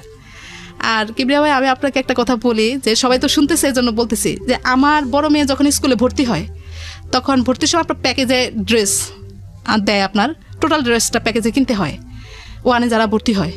তো ওকে আমি 2 ড্রেস থাকে ওইখানে দুইটা দুইটা করেই থাকে সবকিছু। জি। তো কিনে দিলাম। আমার মেয়ে কিন্তু জুতাটা তো এখন পড়তে পারে না, জুতা আরো অনেক আগে পা বড় হয়ে গেছে, মোজাটা কিন্তু আজও পরে, সেই 1-এর ক্লাস 1-এর মোজা এখনো পরে। বড় মেয়েকে 1-এ ভর্তি করালাম, ড্রেস দিলাম, এ পর্যন্তই শেষ। আপনার ফিতার আবার যাই বলেন ওই ড্রেসের সাথে ছিল, ওই পর্যন্তই শেষ। ছোট মেয়েটাকে 1-এ ভর্তি করালাম, ওইখানেই শেষ। নতুন করে আর কোনো ড্রেস দিলাম না, কোনো কিছুই দিতে পারলাম না আজও পর্যন্ত। মানে ওরটা ছোট হয় ও পরে, আর ওরটা আমি অন্য কারো কাছ থেকে, যারা ওই যে আমি নিজে তো কারো কাছে বলি না, আমার ওই যে ওই ভাবির কথা আসলো বলে আমি কথাটা বললাম, সে গিয়ে বলে যে ওরকম তো পরাইতে পারতেছে না, এরকম যদি ড্রেস এরকম বাচ্চা দেখা যায় 5 থেকে 6-এ উঠে যায় তখন আর ফ্রক পরতে পারে না, তো ওই ফ্রকগুলো এনে এনে এইভাবে করে করে আমি চলছি। বিরতি নিব আর একটা প্রিয় শ্রোতা, বলুন। তারপর যেটা হলো, আমি গত ডিসেম্বরে বাড়ি গেলাম মেয়েদের নিয়ে পরীক্ষা শেষ করে। জি। এরই মধ্যে ওর বাবা চলে আসবে। এখন আমার বাবার কথা হলো, ও আসলে আসুক, না আসলে তুমি ওর সাথে কোনো যোগাযোগ, কোনো সম্পর্ক রাখতেই পারবা না। যদি রাখো তাহলে তুমি আমার থেকেও বঞ্চিত, আমিও তোমার কোনো দায়িত্ব গ্রহণ করব না। পড়ে গেলাম একটা মহাবিপদে। যাক, কথাবার্তা বলতেছি, ও আসতেছে ঢাকায় এসে, আমি তো আমার বাসায় চাবি দিয়ে তো বাড়িতে চলেই গেছি, চাবি নিয়ে তালা লাগিয়ে। পরে সেদিনই সে বাড়িতে রওনা করলো। পরে রওনা করার পরে আমি এখানে একটা কাজ করলাম কি, যে আমার আব্বু খুবই রাগী, হঠাৎ করে যদি তাকে সামনে দেখে বসে, দেখা গেল যে হুটহাট করে তাকে একটা অপমান করা শুরু করে দিল, যে টাকা পয়সা দিলাম, আমি করলাম, বিভিন্ন ধরনের কথা বলতে পারে। আমি আমার ভাইয়ের বাসায় চলে গেলাম, গিয়ে তাকে ফোন দিলাম যে আমি কিন্তু বাড়িতে নাই। উনি কি তখন দেশে না দেশের বাইরে? এই ঢাকা থেকে যাচ্ছে, দেশের বাইরে থেকে এসে ঢাকা থেকে বাড়ি যাচ্ছে। আচ্ছা। আমি কিন্তু আমার বাবার বাড়িতে নাই, আমি আমার ভাইয়ের বাসায় আছি। আমার উদ্দেশ্যটা হলো এরকম যে ও এসে আমাদের বাড়িতে না যাক, সরাসরি আমার এখানে চলে আসুক। আব্বু যেন ওই মুহূর্তের রাগটা যেন না থাকে, না ইয়ে করতে পারে। আচ্ছা। পরে বলে যে না, তুমি চলে আসো, আমি যাব তোমাদের বাসায়। বলে যে আমরা পরে শেষ পর্যন্ত বলেই ফেললাম। আব্বু কিন্তু অনেক রাগে ক্ষোভে আছে, দেখলে কিন্তু দেখা গেল যে হুটহাট করে কিছু বলে ফেললো, এটা করা যাবে না, পরে তো মনে সবারই খারাপ লাগবে, আমারও খারাপ লাগবে। আমি এখানে আসি, ওইখানে যাওয়ার দরকার নেই। সে কি করলো, ও আমাকে বলতেছে যে মা ফোন করে বলল আমি যেন সরাসরি বাড়িতে চলে যাই, মানে তাদের বাড়িতে। ওকে। আমি বলছি ঠিক আছে, মা যেহেতু বলছে বাড়িতে চলে যাওয়ার জন্য, সুতরাং বাড়িতেই আগে যাওয়া ভালো, বাড়িতে মার সাথে দেখা করে তারপরে আমি এখানে আসি, এখানে আসো, এটা বলছি। ওকে। তো তখন কিন্তু আমার একটু খারাপও লাগছে, যে মা কিন্তু বলতে পারতো যে তুমি তোমার ওদেরকে নিয়ে একসাথে, যেহেতু আমাদের বাড়ির ওদিক দিয়ে আগে আসবে, ওদেরকে নিয়ে তুমি আমাদের এদিকে চলে আসো, এরকম আমার একটা মনের মধ্যে তখন খারাপ লাগছিল আর কি। জি। তো তারপর আমি ওইটাই বলছি, তাকে এটাই বলছি যে তুমি মার সাথে দেখা করো, করে আসো। সে কি করলো, মাকে বললো যে হ্যাঁ মা ঠিক আছে, আমি বাড়িতে চলে আসতেছি, এটা বললো মাকে। আর আমি আবার রাতে আমার ভাইয়ের বাসা থেকে চলেই গেলাম। আমি বলছি যে মার সাথে যেহেতু আগে যাবে, সুতরাং আমি বাড়িতে চলেই যাই।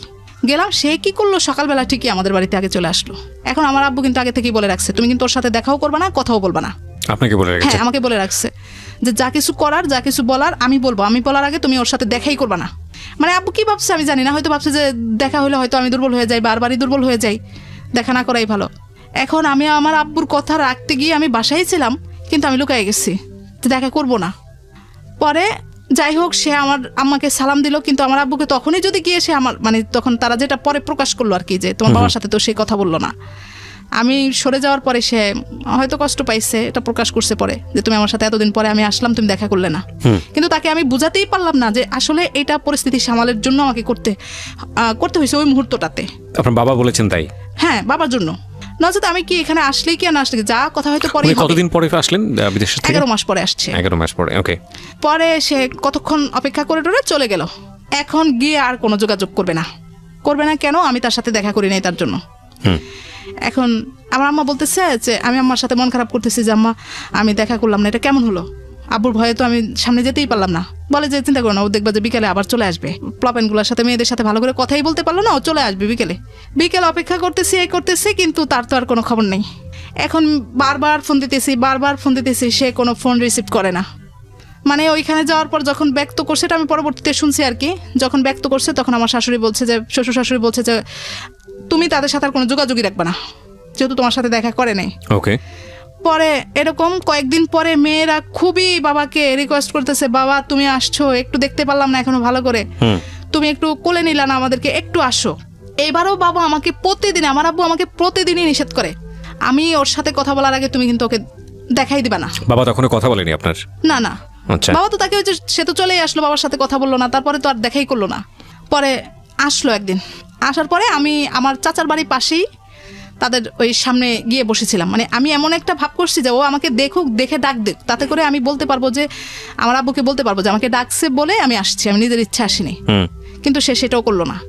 না করার পর এই যে চলে গেল, এখন আর সে আমার সাথে যোগাযোগ করতেছে না। এখন আমার মেয়ে এবার ক্লাস 5-এ। হ্যাঁ, আমার এখান থেকে সবাই ফোনের উপরে ফোন দেয় যে ক্লাস শুরু হয়ে গেছে, বাচ্চা 5-এ পরীক্ষা দিবে, আপনি এখনো ঢাকায় বসে আছেন। টিচাররা পর্যন্ত ফোন দেয়, বলে যে ও কেন ক্লাসে নাই, এরকম। এখন মেয়েদেরকে দিয়ে বারবার ফোন করাইতেছে। ও এখন বড় মেয়েকে প্রশ্ন করছি যে বাবা কি হবে, আমাদের এই 5 কমপ্লিট করে কি হবে বিকারুন্নেসা থেকে? আমি বাবা তোমাদেরকে নিয়ে ঢাকায় থাকতে পারবো না, এখন আমি চাকরিটাও ছেড়ে দিছি, কোনোভাবেই সম্ভব না, তোমার নানা নানু চায় না। বড় মেয়ের একটাই কথা, মা তুমি শুধু আমাকে 8 পর্যন্ত পড়াও, তারপর একটা পরে আমি নিজেরটা নিজে পড়বো, তুমি আমাকে নিয়ে একটু কষ্ট করো, আমাকে নিয়ে তুমি ঢাকায় চলো। আমি বলি যে তোর বাবাকে বল। বাবাকে বলছে, বাবা বলে যে আমি তো ঢাকায় গিয়ে একটা মেসে থাকবো, তোমাদেরকে কোথায় রাখবো, কোথাও রাখার মতো আমার অবস্থা নেই। বলে যে তুমি আমাদেরকে নিয়ে মেসে উঠো, মেসে থাকবো, মেসের থেকে গিয়ে পড়াশোনা করবো, কোনোভাবেই কোনো কিছু না। পরে শেষ পর্যন্ত সে আমাদেরকে ছাড়াই, আমাদের সাথে কোনো যোগাযোগ করলো না, ঢাকায় চলে আসলো। ঢাকায় চলে আসার পরে আমি দেখলাম যে না, তো তাকে দিয়ে তো আর কিছু হবে না, সে তো আমার এই বিষয়টাকে কোনো গুরুত্বই দিচ্ছে না। শেষ পর্যন্ত আমি ওদেরকে নিয়ে, আমার তো বাসা ছাড়ি নেই, ও জানে আমি বাসা ছেড়ে দিয়েছি। পরে আমি আবার আমার গন্তব্যে চলে আসি। তা আমার এখানে আবার কিবরিয়া ভাই একটা ঘটনা হলো, আমি একটা সমিতিতে আপনার এই বাড্ডা এলাকায় একটা জমির জন্য কিছু টাকা রাখছিলাম। 1,54,000 টাকা রাখা হয়েছিল সর্বমোট, এই একটু একটু একটু একটু করে। এখানে আমার ওই যে ভাই যে জায়গাটা বিক্রি করছে, সেখানে আমার কিছু টাকা ছিল, ওই টাকাটাও এনে এখানে রাখছি। আচ্ছা। তো রাখার পরে এই টুকটাক এই মানে 500-700, মাঝে মাঝে আবার যখন কিস্তিটা আসতো তখন আম্মাকে প্রেশার দিতাম, আম্মা আমাকে কিছু টাকা দেন। বলতো যে কেন? আমি বলতাম খরচপাতির জন্য। এনে এনে ওইখানে জমাইছি। তো জমানোর পরে এই টাকাটা পরে এখন আমি আম্মাকে বলছি যে আপনারা যদি আমার খরচপাতি না দেন আমি তারপরেও ঢাকা যাব। মানে আমাকে এখন আর কোনো খরচপাতি দিবে না আমার আব্বু, প্রশ্রয় দিবেন আমাকে। পরে বলতেছে যে মানে সবারই রাগ সব জায়গা থেকে, কিন্তু মাঝখান থেকে আমার অবস্থা খারাপ। পরে আমি বলতেছি যে না থাক, আপনাদের রাগ করেই বলছি, কোনো খরচপাতির দরকার নেই, আমি ঢাকায় যাবো, আমি ওই টাকাটা তুলে আমার মেয়ে যেহেতু আবদার করছে আমি 1 বছর কাটাবো, যত কষ্টই হোক। ওর 5টা আমি ওখান থেকে কমপ্লিট করে তারপরে আসবো। তাও আমি জীবনে বলতে পারবো যে আমার মেয়ের একটা সার্টিফিকেট, ও জানবে যে না আমি ওই স্কুলে পড়ছিলাম, আমার একটা সার্টিফিকেট আছে, এরকম একটা চিন্তা। পরে ঢাকায় আসলাম, ঢাকায় এসে আবার শুরু করলাম ওই টাকাটা তোলার জন্য অনেক চেষ্টা করতেছি, কিন্তু দিয়ে দিচ্ছি বলে দিচ্ছে না। এই এখনো বাবার থেকে এনে এনে চলতেছি, এমনি সেমনি বলি যে খুব খারাপ অবস্থা, অসুখ, এরকম বললে তখন গিয়ে টাকা দেয়। আচ্ছা, তা দিলে চলতেছি। এসে বাইরে বাইরে ঘুরতেছে। আমি তার এক আত্মীয়কে দিয়ে তাকে জিজ্ঞেস করালাম যে সে কী করবে, সে কি এরকমই থাকবে? বলে যে তাকে সময় লাগবে, সে বিদেশ থেকে আসছে, কি করবে এখন? তখন তো ঢাকায় এসে আপনার সঙ্গে দেখা সাক্ষাৎ করতে পারতো, আসেনি? না না না, আসেনি। সে তার মতো করে এসে ম্যাচে উঠে গেল, কষ্টটা আরো বেশি বেড়ে যাচ্ছে। আপনার বাসায় তখন আসে না? না না, বাসায় আসে না। খরচপাতি কিছু দেয় না? না, খরচপাতি কিছু দেয় না। যখন আমি ওই সবাই বলতেছে যে তুমি যে বাচ্চা, আপনি যে বাচ্চার কাছে নিয়ে যে কষ্ট করেন, বাবা হিসেবে তো আপনি আইনের সহায়তা নিলেও কিন্তু সে বাচ্চাদের খরচপাতি দিতে হবে, ডেফিনেটলি দিতে হবে। যখন এগুলো বললো তখন আমি চিন্তা করলাম তাকে আগে জিজ্ঞেস করি কাউকে দিয়ে যে সে আসলে কি করবে। বলানোর পরে বললো যে আমাকে সময় দিতে হবে। তো সময় দিতে দিতে প্রায় 1.5 মাস সময় দিয়ে দিলাম। দিয়ে দেওয়ার পরে এইবার আমি বলছি যে আমি আইনের সহায়তা নিব। আমি আর কত সালের দিকে এটা হলো এই যে এই জানুয়ারিতে, 2018 সালের জানুয়ারির কথা বলতেছি। পরে আমি জিজ্ঞেস বলতেছি ভাই সে যদি সংসার না করে আমি কিন্তু আইনের সহায়তা নিব। আইনের সহায়তা নিলে আমার বাচ্চাদের খরচপাতি কিন্তু দিতেই হবে। আমি 2-4 জনের সাথে কথা বলছি। পরে বলে যে তাকে জিজ্ঞেস করলো, পরে বলে যে আমি কি সংসার ছাড়তে চাই নাকি, আমি তো সংসারে যেতেই চাই, আমি যা পারি তা দিব, যেমন পারি তেমন দিব। পরে একটা পর্যায়ে কথাবার্তার মাধ্যমে সে বলল যে আমি যেভাবে করে চালাই তোমাকে সেভাবেই চলতে হবে। যদি বলেন তাকে যে যদি সেভাবে চলতে পারে তাহলে আমি তাদেরকে ঢাকায় রাখবো। আমি বললাম যে আলহামদুলিল্লাহ, খালি শুধু আমার বাচ্চা দুটাকে একটু পড়াইলেই হয়েছে, আর কোনো কিছু দরকার নেই। এই করে সে একটা পর্যায়ে ওই তার ভাই সহ আমাকে বাসায় নিয়ে উঠাই দিয়ে আসলো তাকে। তো মোটামুটি চলতেছিল 1 মাস খুব ভালো। সে যাই ইনকাম করছে আমার হাতে নিয়ে দিত, বলতো যে তুমি এটা কি করবে করো, ওইটা কি করবে করো। মোটামুটি ভালোই চলছে। এরপর থেকে আবার শুরু হয়ে গেল। আমি ওইখান থেকে ওই জমির টাকাটা শেষ পর্যন্ত তুলে আনলাম, এনে তার হাতেই দিলাম। পরে আমি বললাম যে তুমি তো তোমার পিছনেই তো আমার গহনাকাটি যেটুকু টুকটাক ছিল সব বিক্রি করে দিলাম, ছেড়ে দিলাম, আমার কিছুই নেই।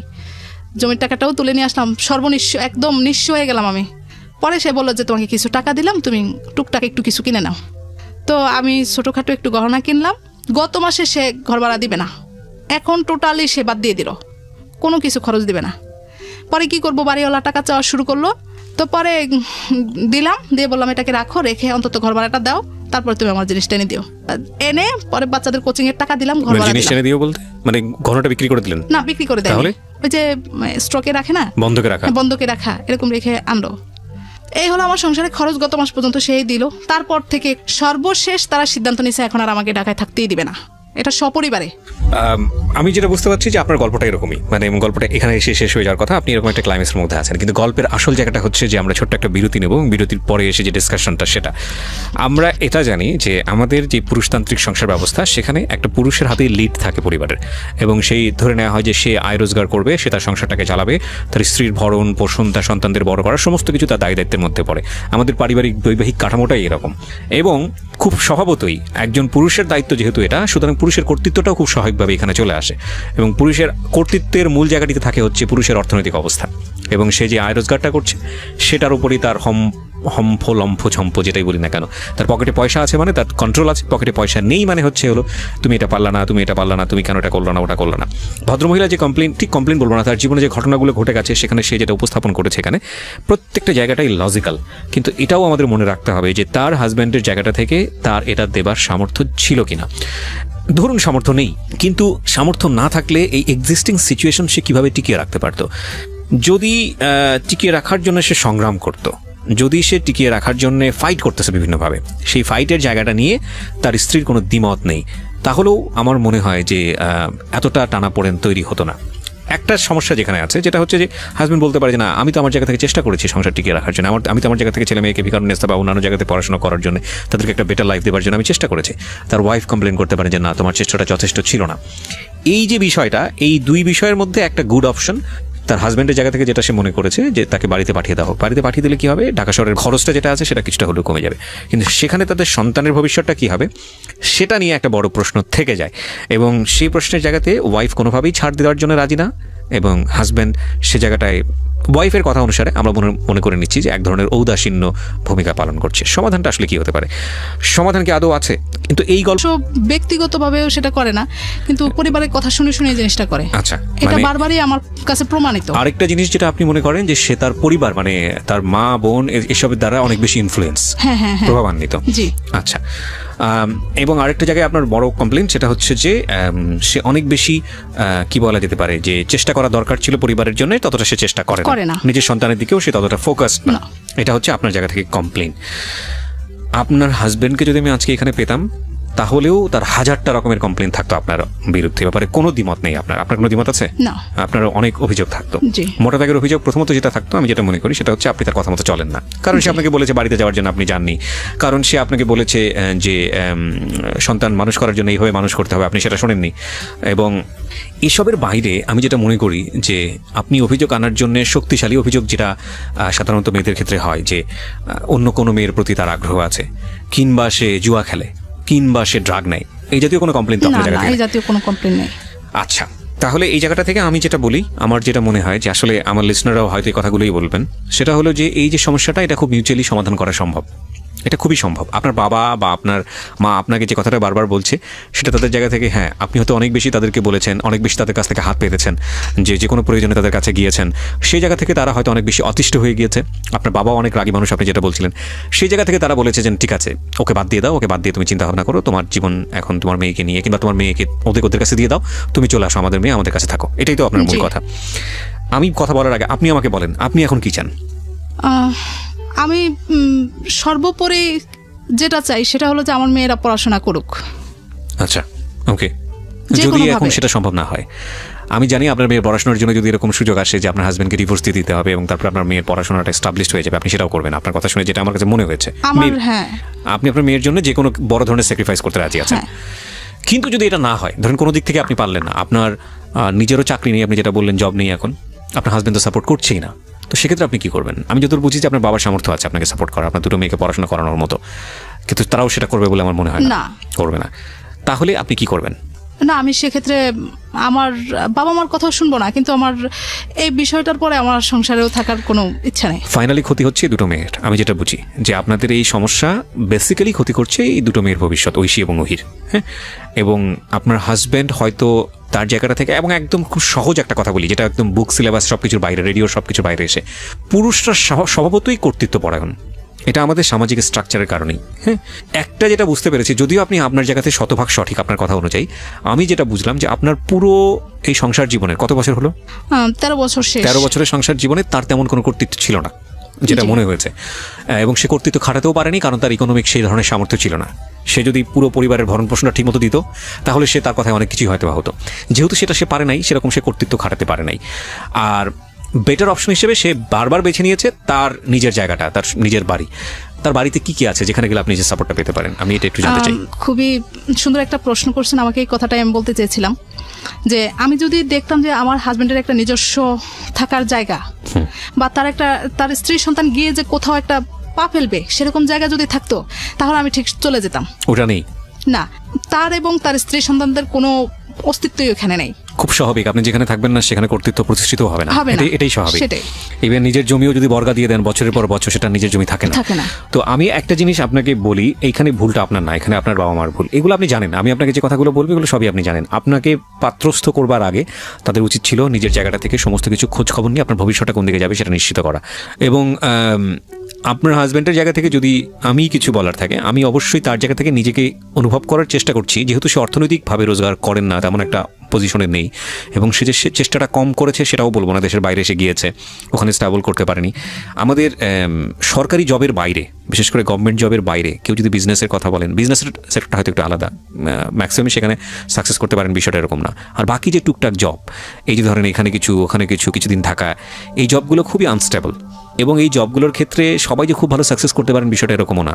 এরকম হয় যে খুব ভালো একটা অবস্থার মধ্যে ছিলেন, কিন্তু তারপরে দেখা গেলো সে জবলেস অবস্থায় বছরের পর বছর মানুষের কাছে হাত পাততে পাততে লোক সমাজের মানে মুখ দেখানোর অবস্থা নেই, এরকম অবস্থায় মানুষ চলে আসে। আপনার হাজব্যান্ডের ক্ষেত্রে আমি যেটা মনে করি যে হয়তো বা এরকমই হয়েছে, হ্যাঁ, তার লাক ফেভার করেনি। তবে এটা ঠিক, যখন আমি দেখলাম যে সে বিদেশ থেকে এসে আপনার বাড়িতে গেছে এবং যে আপনার সঙ্গে দেখা করতে চেয়েছে, আপনার বাবা সেখানে খুব কড়া ছিলেন যে না, তুমি আমার সাথে কথা না বলে তুমি ওর সাথে দেখা করতে পারবে না। এটা ঠিক হয়নি, এটা ঠিক হয়নি। আমি জানি না যে আমি হয়তো বয়সে তার চেয়ে অনেক বেশি ছোট হব, কারণ বিয়ের পরে আমরা যতটুকু জানি, যেহেতু আপনি তার স্ত্রী, যেহেতু আপনি তার এখনও স্ত্রী, সুতরাং অধিকার কিন্তু তারই সর্বপ্রথম বেশি ছিল। তো সে আপনার সঙ্গে দেখা করতে গিয়েছে, আপনি বাবার কথা রেখে তার সঙ্গে দেখা করতে পারেননি, সন্তানদের সঙ্গেও তেমনভাবে মিট হয়নি। যে সিচুয়েশনই হোক না কেন, এইটা তার ইগোতে লাগবে এবং এটা উচিত হয়নি, আমি যেটা মনে করি। হ্যাঁ, আপনার বাবা হয়তো আপনাদের ভালোর জন্যই বলেছিলেন যে একটা সিদ্ধান্ত, একটা এসপার ওসপার না হওয়া পর্যন্ত আসলে আপনাকে আর ওনার সঙ্গে মিট করতে দেবে না। তো এগুলো আমার মনে হয় যে অনেক সময় আপনাদের সম্পর্ক ভালো রাখার ক্ষেত্রে অনেকটা নেগেটিভ হয়েছে। আপনার বাবা তো মোটামুটি বিজনেসের দিক থেকে প্রতাপশালী, যেটা বুঝি, আয় রোজগার ভালো করেন। তো যেহেতু উনি পাত্রস্থ করেছেন, ওনার তো একটা দায়িত্ব ছিল আপনার হাজব্যান্ডকে যে কোনোভাবে হোক একটা আয় রোজগারের মধ্যে ব্যবস্থা করে দেয়। ঠিক আছে, বিদেশে গিয়ে পারেননি, পয়সা রোজগার দিয়েছেন, সেটা হয়তো হয়নি, বাংলাদেশে তো একটা ব্যবস্থা করতে পারতো, সেটা কেন করেননি? আমি এখানে একটু বলি যে ও বিদেশ থেকে আসার আগের থেকে তার সাথে আমার সম্পর্কটা ভালো ছিল না। সে এরকম কিছু কথাবার্তা বলছে যে বাংলাদেশে এসে সে আর আমার সাথে দেখাই করবে না। ফাইন, আপনাদের দুজনকে নিয়ে কি আপনার বাবা মা কখনো বসেছে? না, বসেনি। না, এমনি বিভিন্ন সময়ে তাকে বুঝিয়ে শুনিয়ে দিচ্ছে, তার হাতে আমাকে তুলে দিচ্ছে। একটা হচ্ছে আপনি আপনার মতো করে গিয়ে বলতেছেন আপনার বাবা মাকে, আরেকটা হচ্ছে যে সেও তো তার মতো করে বলতেছে। কিন্তু আপনারা সামনাসামনি দুইজন বসে যদি তারা গার্জিয়ান হয়, তাহলে তো আপনাদের বলা উচিত ছিল যে ঠিক আছে, আমি সামনাসামনি বসে তোমার কমপ্লেনগুলো তুমি বলো, তোমার কমপ্লেনগুলো তুমি বলো। এটা এবছর হয় না, কিন্তু তার আগে হয়েছে। কবে হয়েছে এটা? এটা গত আমার মেয়ে যখন ক্লাস 3 থেকে 4 উঠলো তখনও আপনাদের দুজনকে সামনাসামনি বসে আপনার বাবা কথা বলেছে? কি তখনকার রেজাল্ট কি এসছে? তখন বলছে যে বাবা, আমার বাবা প্রশ্ন করছে যে তুমি যদি আমার মেয়েকে এভাবে করে না করো তাহলে তুমি এখন কি করবে বলো। তখন বলছে যে না, আমি আবার সব ঠিকঠাক করে ফেলবো। ফাইন, তো ঠিক আছে। তো এখন বাবা বলছে যে আমার মেয়েটাকে তোমার হাতে আমি আবারও তুলে দিলাম। এটা সমাধান না? তার কোনো কাজের ব্যবস্থা ছিল সেই মুহূর্তে? না, তখন সে তো আমার আব্বু বলছে যে তুমি যদি কিছু করতে চাও টাকা পয়সা আমি দিব। সেখান থেকে কিন্তু তার চিন্তাধারা বাহিরে যাবে। আচ্ছা, বাইরে সে ফেল করেছে, তো তাহলে কি বসে থাকবে জীবন? তখন আবার চেষ্টা করতে হবে। না, এখন যেটা হলো, কিছুদিন আগেও আমি তাকে বলছি, তার ইগোটা বেশি, সে ছোটখাটো কিছু করতে পারবে না। এই জায়গাটাই হচ্ছে হলো আমার এখন আমি যে জিনিসটা বলবো, একটা হচ্ছে আপনার পারিবারিক জায়গা থেকে চেষ্টা করা উচিত ছিল, সেটা আপনারা মনে করছেন যথেষ্ট চেষ্টা করা হয়েছে, আমি মনে করি আরও চেষ্টা করা উচিত। এখন আমি যেটা বলবো, এই ভদ্রলোক, আমি তার নামও জিজ্ঞেস করিনি, আমি পুরো অনুষ্ঠানে তার নাম প্রচার হোক সেটাও আমি চাই না, কারণ তার সামাজিকতার জায়গা থেকে হয়তো ইগোতে লাগবে। আমি আপনার প্রতি যথেষ্ট রেসপেক্ট রেখে বলি, সম্মান রেখে বলতে চাই, আপনার ঔরস্যজাত 2 সন্তান এবং তারা ভিগারনেসে পড়াশোনা করে, এটা আপনার প্রাউড করা উচিত, গর্ব করা উচিত। আপনি যে এইখানে থেকে আপনি যদি রেডিও অনুষ্ঠানটা শুনে থাকেন এবং আপনি সেটা করেছেনও, নইলে আপনি প্রথম সন্তান যখন আপনার ভিগারনেসে চান্স পেল তখন আপনি এতটা খুশি হতেন না। কিন্তু আপনি একটা পুরুষ মানুষ, আপনার দুটো হাত আছে, আপনার দুটো পা আছে, আপনি ঢাকা শহরে একসময় থেকেছেন, এখন থাকে নাকি? এখনো থাকেন, আপনি সঙ্গে আছেন। আপনার ইগোতে আঘাত লাগুক আমি সেটা চাই না, আমি আপনাকে রেসপেক্ট করে একটা কথা বলি, আপনি যদি শুধু নিয়ত করেন যে না আপনি পারবেন আপনার দুটো সন্তানকে ঠিকমতো মানুষ করতে, হ্যাঁ, এবং আপনি ধর্মকর্ম করা মানুষই হয়তো বা, সেজন্যই বলছি যে সৃষ্টিকর্তা যার উপর খুশি হন তাকে তিনি কন্যা সন্তান দেন। আমাদের তো একটা হাদিসই আছে এরকম যে সৃষ্টিকর্তা যখন খুশি হন তখন বৃষ্টি দেন, যখন যে বাসায় লোকদের উপরে খুশি হন সে বাসায় তিনি মেহমান পাঠান আল্লাহ, হ্যাঁ, এবং যখন যার উপরে খুশি থাকেন তাকে তিনি কন্যা সন্তান দান করেন। এবং সেখানে বলাও আছে যে কন্যা সন্তানকে যদি আপনি সুন্দর করে মানুষ করে যদি সৎপাত্রস্থ করতে পারেন তো আপনি জান্নাতে যাবেন। তো আপনি এরকম একজন সৌভাগ্যবান মানুষ, ঠিক আছে, ধর্মকর্মের জায়গা থেকে বিষয়টা না হয় এরকম হলো। আপনি যদি র্যাশনাল জায়গা থেকেও আসেন তাহলে দেখবেন যে এই মেয়েরাই আসলে শেষ পর্যন্ত বাবা মাদের খেদমতটা বেশি করে। এটা কিন্তু আমাদের সমাজে একেবারে প্রচলিত এবং এটা স্টাবলিশড। দেখবেন যে ছেলে বড় হয়ে যায়, বড় হয়ে যাওয়ার পরে সে ব্যস্ত হয়ে যায়, সে হয়তো ভরণ পোষণ দেয় সংসারের জন্য কিন্তু অতটা টেক কেয়ার করতে পারে না। কিন্তু এই মেয়েই আপনার মৃত্যুশয্যায় পাশে গিয়ে থাকে, যখন হয়তো আপনি শয্যাশায়ী হবেন তখন হয়তো দেখা যাবে এই মেয়েই আপনাকে টানা হেঁচড়া করছে, আপনার ছেলের সময় নেই। তো আপনি যদি প্রপার, আমরা আসলে সেই যুগে বসবাস করি না যে আসলে মেয়েকে দেখা, মেয়েকে মেয়ের মতো করে দেখা, ছেলেকে ছেলের মতো করে দেখা, আমরা আসলে সেই যুগে আর বসবাস করি না। একটা মেয়েকে যদি সঠিকভাবে বড় করা যায় তাহলে সে হাজারটা ছেলের চেয়েও শক্তিশালী হতে পারে, এটা আমাদের সমাজেই সম্ভব। এবং আপনি দেখবেন যে সরকার থেকে শুরু করে আমাদের সামাজিক যে বুনিয়াদ বা সামাজিক যে বিন্যাস, সেখানে একটা মেয়েদেরকে যে পরিমাণ ফ্যাসিলিটেট করা হয়েছে, অনেক সময় আমার তো মনে হয় যে অনেক সময় ছেলেদেরকেও এতটা ফ্যাসিলিটেট করা হয় না। তো সেই জায়গাটা থেকে আপনি অনেক বেশি সুবিধাপ্রাপ্ত। আপনার এখন যেটা দরকার, আমি যেটা মনে করি যে গায়ে গতরে খেটে হলেও সবাই একরকম যায় না, তাই না? ভাগ্য তো সবাইকে একটা রাস্তায় সবসময় নিয়ে যান। আপনি হয়তো এখন লাখ টাকা ইনকাম করেন, কালকে হয়তো আপনি পথের ফকির, বা আপনি কালকে হয়তো পথের ফকির, পরের দিন যে আপনি বাদশা হবেন না এমন তো কোনো কথা নেই। আমরা তো নিয়তির উপর নির্ভর করি। কিন্তু সব জায়গাতেই আমাদের যে জিনিসটা ঠিক রাখা উচিত সেটা হচ্ছে রেসপন্সিবিলিটি, দায়িত্ববোধ। আপনি যদি আপনার পরিবারের প্রতি কিছু করতে নাই পারেন, আপনি অন্তত তাদের পাশে থেকে ওই আর্টসটা বোঝাতে যদি সমর্থ হতেন যে মা আমার ইচ্ছা আছে, আপনার সন্তানদেরকে যদি আপনার এতটুকু বোঝানোর সামর্থ্য থাকতো, বা আপনার স্ত্রীকে যদি এতটুকু বোঝানোর সামর্থ্য থাকতো যে আমার ইচ্ছা আছে, আমি খুব টেন্স, আমি যে ভরণ পোষণ দিতে পারি না, আমার খুব কষ্ট হয়, আমি কোনো অল্টারনেটিভ অপশন খুঁজতেছি না, আমি চাচ্ছি তোমরা ঢাকাতেই থাকো, যেভাবেই হোক গায়ে গতরে খেটে হলেও আমি একটা পরিশ্রম করে তোমাদেরকে একটা জায়গায় পৌঁছাতে চেষ্টা করতেছি, তাহলে আজকে সংসারের অবস্থাটা এরকম হতো না। আপনি 2 পয়সা রোজগার না করলেও সংসারের অবস্থাটা এরকম হতো না। যেহেতু আপনার এগেইনস্টে অনেক বড় কমপ্লেন দাঁড়িয়ে গেছে যে সেটা আপনার স্ত্রীর জায়গা থেকে, সুতরাং আসলে সমস্যাটা সেখানেই তৈরি হয়েছে। আমি মনে করি আপনি আর অপশনের দিকে না গিয়ে আপনার বরং চেষ্টা করা উচিত, আপনার মেয়ে দুটো অনেক ছোট আছে, যে যেভাবেই হোক না কেন এদেরকে ভিকারুনের সাথে পড়াবেন, যেভাবেই হোক না কেন আপনি এদের একটা ভবিষ্যৎ নিশ্চিত করে দেবেন। এবং একটা ছেলের পক্ষে 2 সন্তান মানুষ করা আমাদের এই ঢাকা শহরে খুব বেশি কঠিন কিছু না। হ্যাঁ, আপনি যদি চেষ্টা করেন তো আপনি পারবেন। আপনার হাজব্যান্ড লেখাপড়া করেছে? হ্যাঁ, বিএ পাস। কিবরিয়া ভাই, আমি এখানে একটু কথা বলি। হ্যাঁ, আপনার কথা দিয়ে অনুষ্ঠানটা শেষ করবো। জি বলুন। এখানে হলো কি, আমার হাজব্যান্ড একটু সহজ সরল মানুষ, মনের দিক থেকে কিন্তু ভালো না। আপনি তার খারাপ কিছু বলেন না আমাদের পুরো অনুষ্ঠানে, কিন্তু এখন আমি দেখতেছি তার মেন্টালিটিটা আসলেই খারাপ হয়ে গেছে। এগুলো কিন্তু সে নিজে থেকে করছে না, এটাও কিন্তু আমি বুঝি, আমি তার সাথে দীর্ঘদিন ছিলাম। এখানে আমি আপনাকে একটা কথা বলি, সেটা হচ্ছে কি, মানে আমাদের সোসাইটিতে, পরিবারই মেয়েদের একটা কমন কমপ্লেইন থাকে। কমপ্লেইনটা হচ্ছে হাজবেন্ড নিজের সংসার দেখে না, তার বাবা মা তার বোনদের বেশি টেক কেয়ার করে। আপনি করেন না হয়তো বা, কিন্তু কমন একটা কমপ্লেইন থাকে। এই কমন কমপ্লেইনটা যে মানে কোনো ঘটনার প্রেক্ষাপটে আসে তা কিন্তু না, এটা মানে সংসারে আসার পর থেকেই এই জিনিসটা মেয়েদের মধ্যে চলে আসে। কেন জানি আসে ঠিক জানি না, হয়তো ইনহেরিটেড, কিন্তু এই কমপ্লেইনটা করা উচিত না।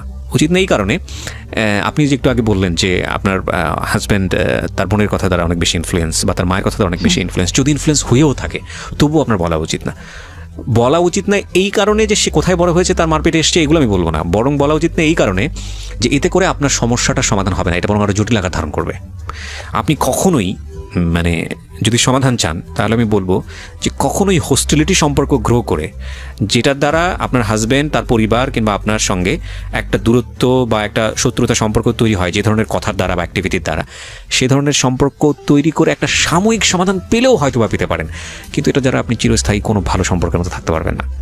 সুতরাং সে যদি ওরকম কোনো কিছুর মধ্যে করেও থাকে, আপনার যদি মনে হয় যে না সে ননদের কথা শুনতেছে বা শাশুড়ির কথা শুনতেছে, তাহলে আমার মনে হয় যে তাকে একটা বেটার কাউন্সিলিংয়ের মধ্যে নিয়ে এসে চেষ্টা করেন। কোনো ধরনের ঝগড়াঝাটির মধ্যে না গিয়ে তাকে বোঝানোর চেষ্টা করেন যে এই জিনিসটা তোমার কাছে ছিল, এটা যদি তুমি এভাবে করতে তাহলে ভালো হতো।